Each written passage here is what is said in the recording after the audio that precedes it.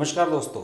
Nobel पुरस्कार से सम्मानित प्रोफेसर अमर्त्य सेन ने अब लगता है ममता बनर्जी की पब्लिसिटी करने का ठेका ले लिया है और उन्हें लग रहा है कि ममता बनर्जी की हेल्प की जाए, वरना बीजेपी की सरकार पश्चिम बंगाल में बन जाएगी और फिर अमर्त्य सेन जैसे लोग जो सरकारी सुविधाओं का और दूसरे संसाधनों का इस्तेमाल अब तक करते रहे हैं और पहले कम्युनिस्ट माइंडेड रहे हैं, वो शायद कुछ ना कर पाए बाद में और उन सब की एक तरह से क्या कहना जाए लामबंदी वहाँ पर उनके खिलाफ शुरू हो जाए।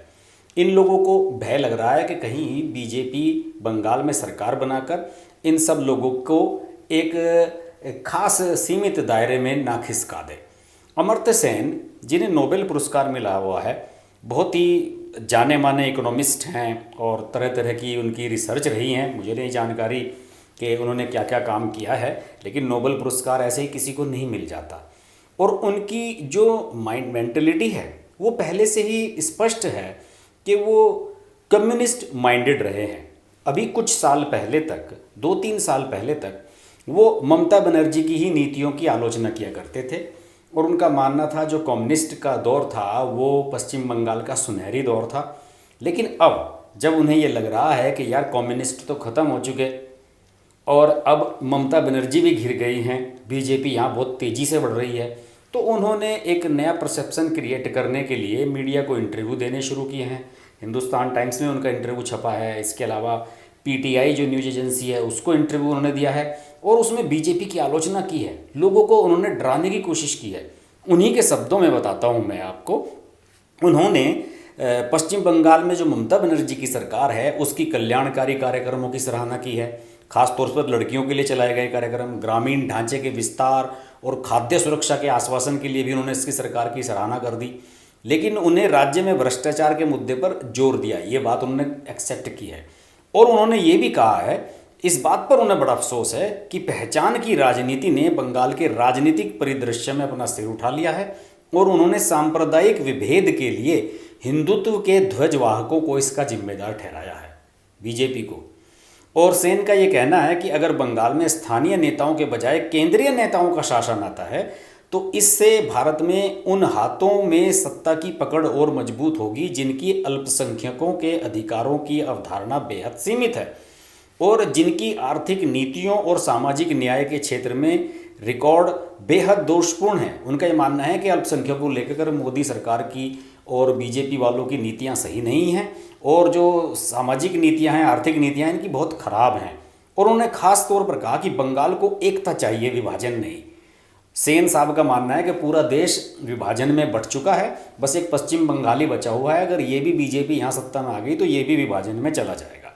इसके अलावा उन्होंने कहा कि राज्य की सत्तारूढ़ तृणमूल कांग्रेस द्वारा शुरू किए गए बाहरी भीतरी के मुद्दे पर यह वास्तव में बहुत खराब है, क्योंकि बाहरियों के लिए सहिष्णुता रखना बंगाल का इतिहास रहा है।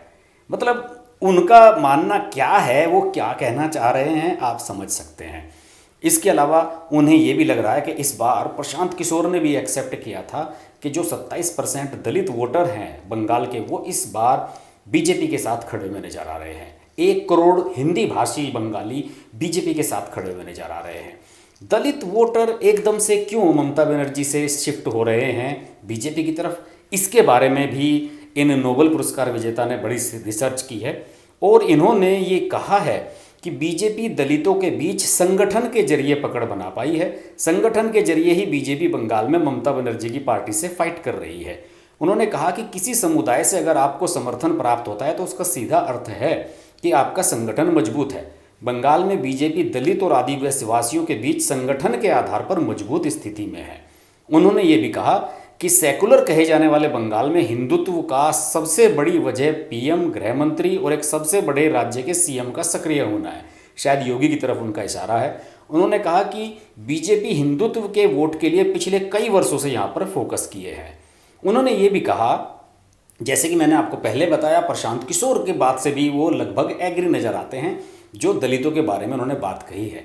अब अगर बीजेपी ने वहाँ पर अपने संगठन में वहाँ के दलित, आदिवासियों और जो बाहर से आए मतुआ समुदाय के लोग हैं उन्हें रिप्रेजेंटेशन दिया है, तो इसमें भी अमर्त्य सेन साहब को दिक्कत हो रही है।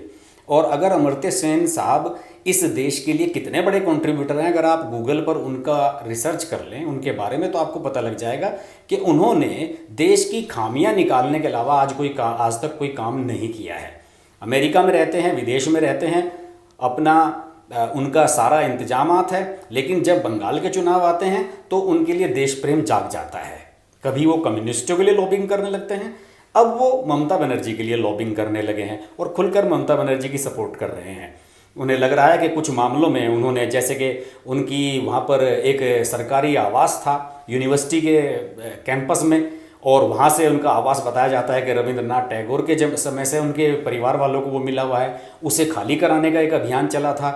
और सरकार जब उसे खाली करवाने की बात कर रही है, केंद्रीय यूनिवर्सिटी है, तो उसमें अमर्त्य सेन साहब को लग रहा है कि यार अगर बीजेपी आ गई तो सबसे पहले मेरे जैसे लोगों की ही लंका लगेगी। तो अब ये सब लोग अपने निजी स्वार्थों के लिए अपने राज्य को चाहते हैं कि वो उसी ही दलदल में फंसा रहे जिस दलदल में पहले वो कम्युनिस्टों के समय में फंसा रहा और अब ममता बनर्जी के समय में फंसा हुआ है। ऐसे लोगों की असलियत को सामने लाया जाना बहुत ज़रूरी है। मैंने सोचा एक छोटा सा मुद्दा है, इस पर एक छोटी सी वीडियो बना दी जाए, और देखते रहिए हर्ष की बात लाइव। और प्लीज़ मेरे चैनल को यार अगर वीडियोज़ अच्छे लगते हैं तो सब्सक्राइब कर लें, चैनल को बेल आइकन जरूर प्रेस कर लें, क्योंकि लाइव में फिर आप मेरे साथ नहीं जुड़ पाएंगे। और मेरे वीडियोस को लाइक करते रहें, शेयर करते रहें, देखते रहें हर्ष की बात लाइव। नमस्कार। अगर आपको हमारी वीडियो पसंद आई तो वीडियो को लाइक करें, चैनल को सब्सक्राइब करें और नोटिफिकेशंस के लिए बेल आइकन को प्रेस करें।